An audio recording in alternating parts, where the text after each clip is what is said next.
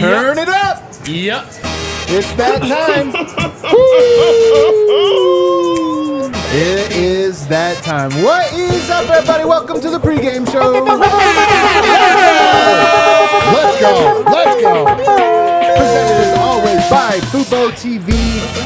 The only place you're going to be able to give a middle finger to Comcast in all of Denver. You sign up for it, it just feels good. Man. It does. It just I have to say, it does feel good. It feels so good to give that middle finger to Comcast. Guys, here we are. Western Conference Finals. Back in our old spot.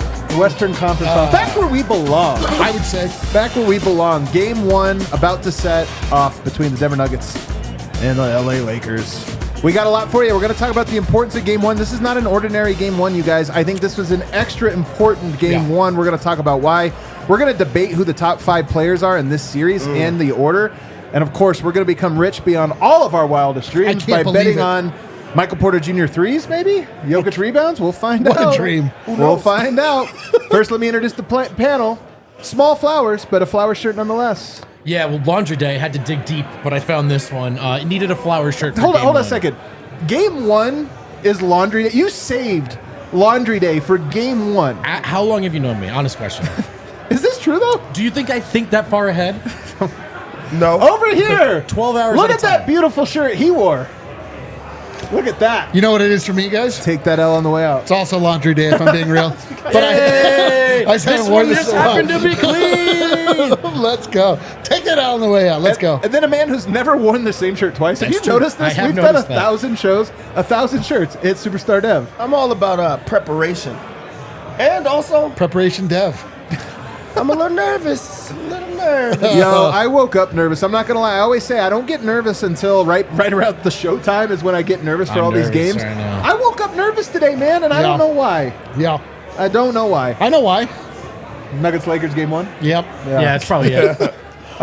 For sure. But I'm excited as well. It's like nervous excitement, man, like getting ready to jump into the water. What do you have for us game notes wise, Vote? Oh, let's take a look at the old game notes. Michael Malone. Well, let's first and foremost start with Jamal Murray. Questionable, but was warming up at his normal time per hour Harrison Wind. He expects him to go. Michael Malone does as well. Jamal is still questionable, but knowing him, Malone said, I'm sure he'll be out there giving it the best he's got. If you've been under a rock, it's a non-COVID illness for Jamal. He's been fighting it for a few days. He's expected to make a run tonight, though. I'm telling you, after, I don't know this for a fact, but after the practice yesterday, like immediately after, I think he went home. So I don't think this is like a bit of a smoke and mirrors. I think it really was something he was battling with, and he's going to have to fight through it if he still feels it. Here's a larger question. At what point as a society are you allowed to just have an illness without it being called a non-COVID illness? I would say I think that if Another hour. we were 1 in hour? the NBA, Another hour. if you weren't in the NBA, it would be different. Like You could just be like, because- he's sick. Yeah, but you also have to specify so that people know that he is going to be available, or there's a chance he could be available. Yeah, next health and safety protocols, right. Right. For sure. What else you got? So Michael Malone was asked about what he told us yesterday at practice, which is that the mood is good. It's even keeled. It's the guys are as relaxed as they can be while staying locked in. And the question was, well, that seems easier said than done. Where does your confidence come from that that will manifest tonight? And he said, just being around the guys, man. Just being around the guys. And the big quote that stood out to me, there is no tension in the room right now. I wondered as he said that, is that juxtaposed to Nuggets teams of the past that he's been in the locker room with, the leader of, whatever the case may be. This squad, there's no tension in the room. And I just loved hearing that. I did too, I man. think that matters, man. I really think it does. I did too. It's called confidence. I've never felt that before. Composure. And when they've Do you been know in what the that's conference like, Eric? finals Have you seen together. other people that have had that? I know what confidence feels like when we're talking about the Broncos. Oh, yeah. In relation to the Nuggets, I don't know what's happening. I don't know what this feeling is. Much has been made of the Lakers running, Michael Malone said, but he wanted to point out, transition when we say running, wanted to point out that the Nuggets are actually second in the playoffs in transition right now. The Lakers third right behind them. So we talked about this yesterday, fellas, but it's a battlegrounds Malone has circled as well. Who's going to win that battle, the transition points battle?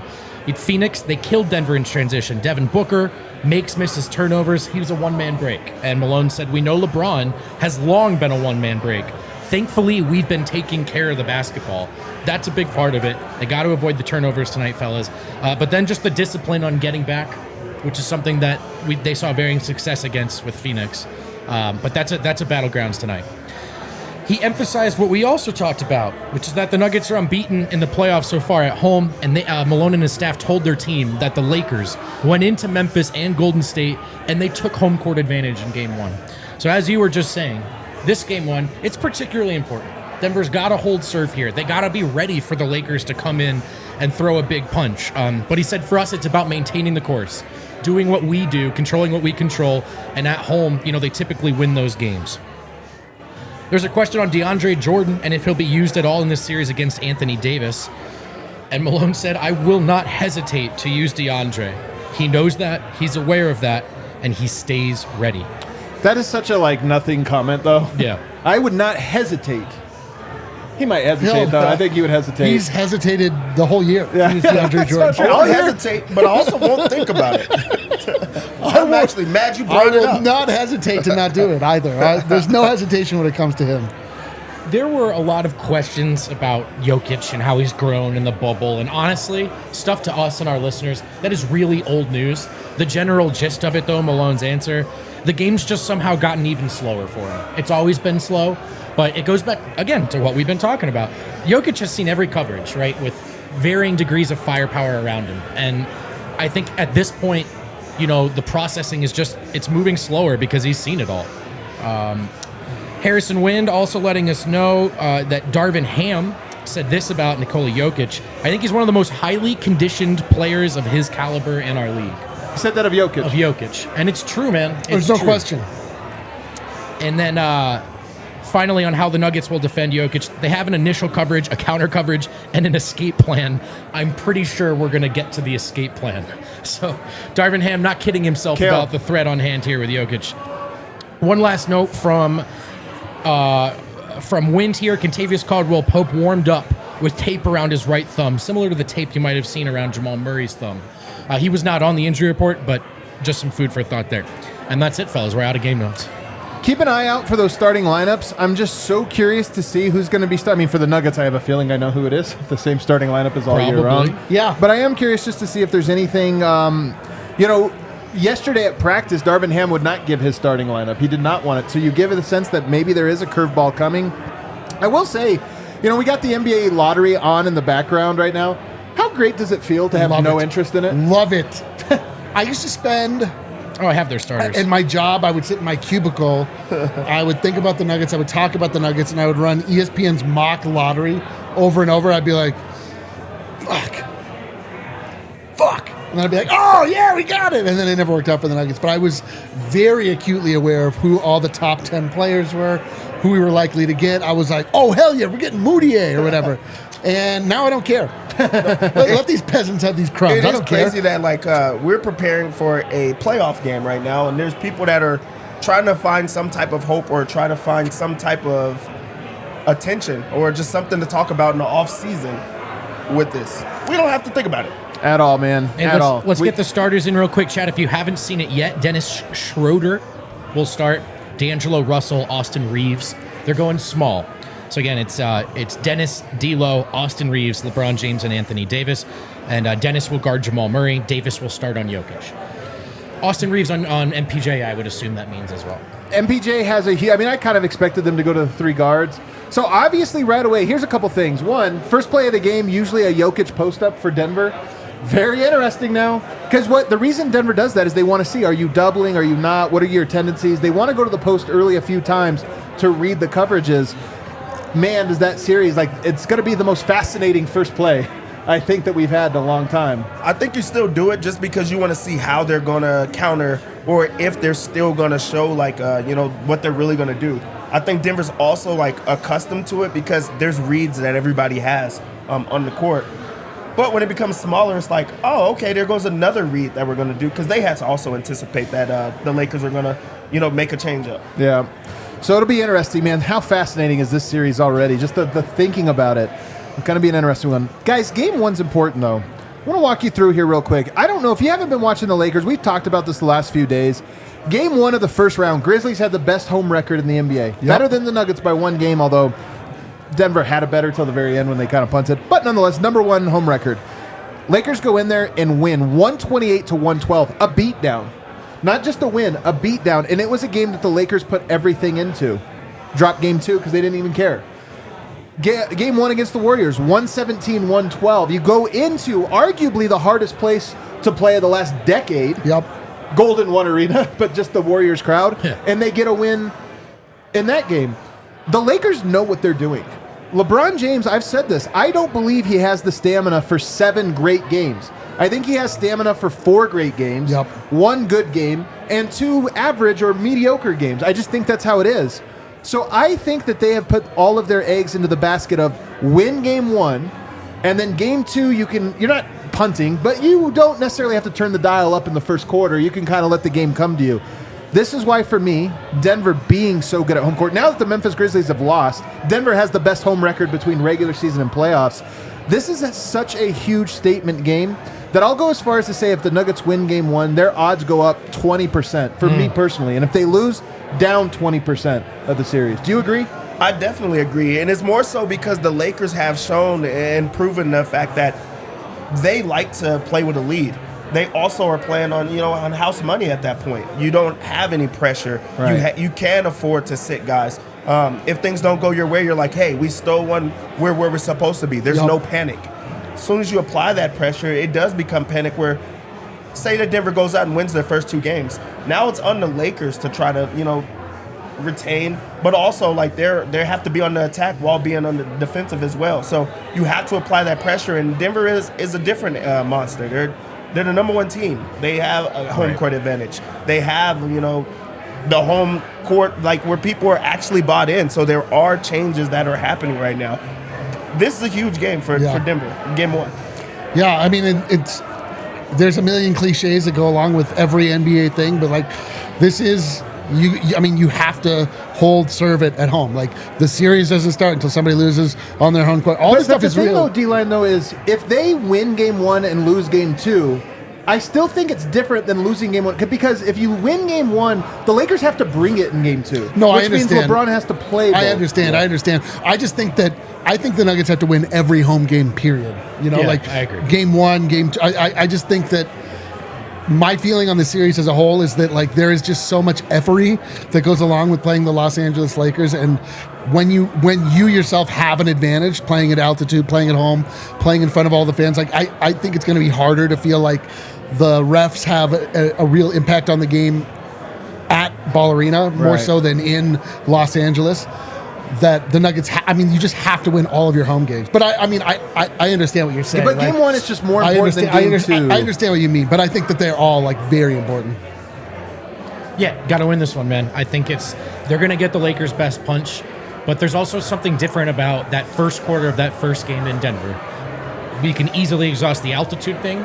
This is where it exists. What do you think the energy is like in this game, though? Is it nervous energy? I actually, that Malone quote is really encouraging, because I worry that it'll be nervous energy, probably from both sides. Right. A little bit of feeling it out, a little too much adrenaline behind the jumpers. But I just mean the energy, right? If you get a chance to run, right? You get a chance to exhaust it. You want these guys gasping for air early on in game 1. And you want them to see right off the bat how winning game 1 in Denver is a different endeavor than it was Memphis. We understand the record. Golden State, we understand the history. My money is on Ball Arena right now as the best home court advantage in basketball, and the Nuggets have to take advantage. Yeah. The other thing, is just who's going to be great in this series, because this is one where I think in every other, you can always play who are the top guys going to be.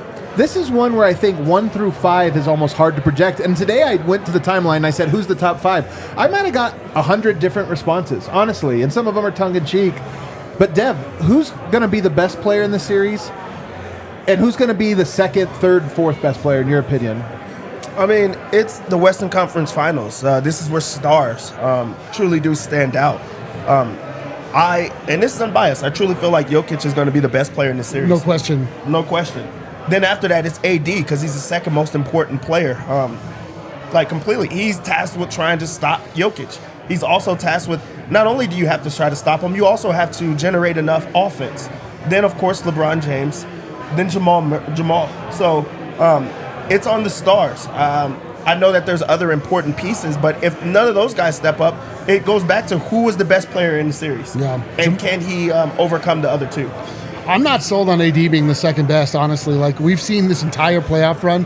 AD has a good game, and then he kind of disappears. He has a good game, then he kind of disappears. I'm not entirely out on the idea that Jamal Murray could be the second best player in this series. You always look at LeBron James. LeBron James obviously is the top 2 players to ever play in this league. Does he have it for a full 7-game series? I don't know. I mean, I think who's going to have the highest peaks? I would say probably Jamal Murray would be number 2. AD, MPJ, I don't know. I mean, we're going to see. To me, it's less the way you phrased it. I'm not convinced Anthony Davis will be at the top 2 players. I would put it another way. I'm not convinced LeBron James won't be one of the top 2 players. Now, LeBron's the guy that could go anywhere from 1 to 5 or below in this. But to me, I would go Jokic 1, LeBron 2, Anthony Davis 3, Jamal Murray 4. And to me, that order, again, if Jokic is good, and as long as Murray is closer to 4 than he is to 5, I think Denver's in a good place. But to me, look, LeBron hasn't used a ton of energy. I think he's going to use a lot in this one. Yeah, I mean, if he's reserving anything, this is where he lets loose, right? I don't think Denver is a play with your food team, and I don't think he feels that way either. Whoa. So I would imagine that if he has been just saving it up, this is where we see it. Would not at all be surprised if LeBron effing James is the second best player in this playoff series. I think if you're looking for the best case scenario for Denver, this is very reductive analysis. You'd love to see Jamal slot in there as 3, one way or another. At least 1 or 2 games where he's the best player. I mean, this is the thing about if you go to the Phoenix series, he probably comes in 4th. Maybe you could say 3rd, but I don't think so. I still think as bad as KD was, he was the 3rd best player. The thing was, he was the best player in game 1. Yep. And he was probably the 2nd or 3rd best player in game 6. That's enough. Sometimes, and then he was good enough in the other games. Right. I do worry about his fatigue and conditioning because he's sick already. I mean, that's not his fault. I'm not. But he looked exhausted in the Phoenix series, as it were. So that's going to be a storyline. But yeah, if he can make himself the 3rd or 4th best, Denver's sitting in a great spot. Yeah. What about the 5th best player? If we think the stars for each team, this is a fun one. Who's the 5th best player in the series? And how big of a difference do you think it'll make? I'm going to go with KCP. Wow. That's it for me because I've seen him step up in like these huge games. I've seen him swing a series himself, and he's also the forgotten guy. If you have that guy step up, that means that it's on offense and it's on defense. You can stagger with him. He hits those shots, so he makes it easier for everyone else. I know that Michael Porter Jr. is probably like the logical answer, but he's going to do what you expect him to do. You know, he's going to knock down shots, and that's, you know, that is what you want. Maybe step up on defense. But if KCP can be that guy for you, you've already won the series. That'd be wild, man. To me, I would lean, if it's an offhand pick, I'd lean closer to Bruce, but I think it'll probably be AG. I think it'll probably be AG. I don't know if it'll be on the offensive end, but I see him having as much of an impact as he's had the previous 2 series, not necessarily on the stat sheet, but just a defensive presence. And the lottery's happening, and Lindsay, we don't know if she's on the mic or not. She's very loud. AG, you got KCP. Who do you think? I mean, it could be a Laker, too. It could be a Laker, man. Would not rule out Austin Reeves. I know it seems like an annoying kind of Caruso-esque. Oh, LeBron's sidekick white guy looks great over there. He's legit been really good, man. He's been really, really good. I think if Denver wins, it's not him. It could be Bruce Brown off the bench. Who just has a chance to be the one guy Denver really needs off the bench. Swing some games in Denver. I wouldn't expect it on the road. Man, Lindsay is loud. Bruce Brown's in there. And then, let's not sleep on AG, man. And I feel like his playoffs has been so on the defensive side of the ball that we're almost not talking about him enough. He arguably has been their 3rd best player in the playoffs. He's been their best defender, and he's got a chance to do it again with LeBron and at times Anthony Davis, I'm sure. So AG can sneak in there. He has a chance to win this series with his defense, full stop. I'm surprised, though, that you didn't go with your guy. Just this was a chance to be on brand. I know, right? Oh, yeah, it's Michael Porter Jr. Did he forget? Silly me, I forgot. He must have forgot, dude. No, it very much could be Mike, man. You know what? It very much could be Mike. I got you. Yeah, I got you. You take took the field or something. I don't know. You took the field. I was trying to be. I'll an go with analyst. Michael Porter. I actually don't know. I think that the 5th spot is going to be actually very compelling because there is a chance that Reeves makes an impact. There's a chance D'Angelo Russell or Schroeder or one of those guys, Rui Hachimura, goes off. There's a chance that one of those guys swing it. When you get to the 5th guy, you're more talking about who has a game, right? There was this could be the Michael Porter game. I am going to go with Porter because he has such a height advantage, and I think he will. But I also am going to go with him because I think the Lakers are going to try him a lot in this series in ways that the Suns couldn't. Denver was able to double. I think Michael Porter is going to have to sit down and guard Schroeder, D'Angelo Russell, Austin Reeves, Lonnie Walker. And those guys are good, and he's not going to be at 100% stop rate. But I am curious to see if he can get stops enough. If it's LeBron, look, that's a high bar to ask him. He's given up a lot of weight, a lot of leverage, and all this. But those other guys, he can't be getting cooked by Dennis Schroeder over and over again. He's got to be able to stop him, because if he does, they're not going to be able to stick with that small lineup. He's going to shoot over him. He's going to be grabbing rebounds. I think Michael Porter has a huge opportunity to have a Porter quarter early in this series and maybe early in this game. And I wouldn't be surprised if the game plan for the Lakers is to double. They might stick with him straight up. Anthony Davis, we're going to give you 5 minutes of one-on-one. Even if Yoke's not cooking him in those stretches, I just think they're going to mix up coverages. At some point, they're going to go to double Yoke, and the ball's going to swing and find guys. It's going to happen a lot. And if Michael Porter is one of those guys that just gets 2, 3 posts, got to knock him down, man. And he goes 3 for 3, it completely changes the game. Couldn't agree anymore. Like the only reason I didn't go with Michael Porter Jr. is because of the high variance with that guy. Like I just think that AG's is going to be a consistent, steady force. But I think that the higher highs are obviously going to come from MPJs. I don't want anybody to be too thirsty tonight. It's the Western Conference Finals. But, man, Michael Porter has been the best story to me of the Nuggets season. Him individually, if I had to pick one player. And it would be great for him to have a coming out party. Please, doing MPJ. all the stuff that he's done all year. He doesn't necessarily have to do more. MPJ. But just a little Porter quarter here, some offensive rebounds there. I mean, look, they're going to play this smart. There's a lot of ways they can get good shots. I'm pretty sure one of them is Porter being guarded by Austin Reeves. Oh, God. I would check it out. I would look into it. Is there an early Porter quarter? I would do some exploration. Bro, if Michael Porter Jr. is dope in this series, it's going to be the greatest thing that ever happened to us. I agree, man. I agree. All right, let's open up DraftKings Sportsbook, America's top-rated sportsbook app, and let's listen to Dev's word as if it was gospel. It's not the first part, though. This is where I always go bets on the Lakers. So you saying that you black out on the first parts of the bets? Maybe. By the way, Nuggets open as 5-point favorites, 6.5 now. Money came in on Denver. Sorry, it's taking a very long time to open up.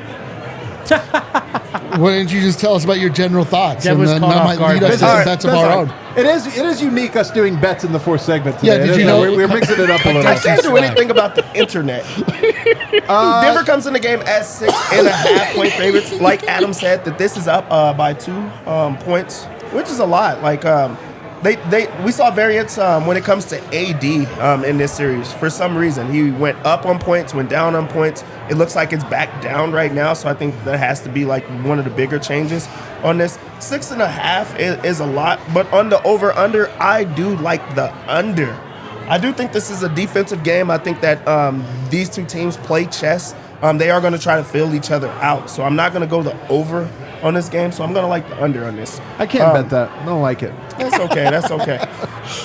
For points, I'm going to start over there. Anthony Davis points, 22 and a half. Son of a goddamn bitch. It's just too easy. 22 The vibes have never been lower. Cool, not a lot. Dev's sick.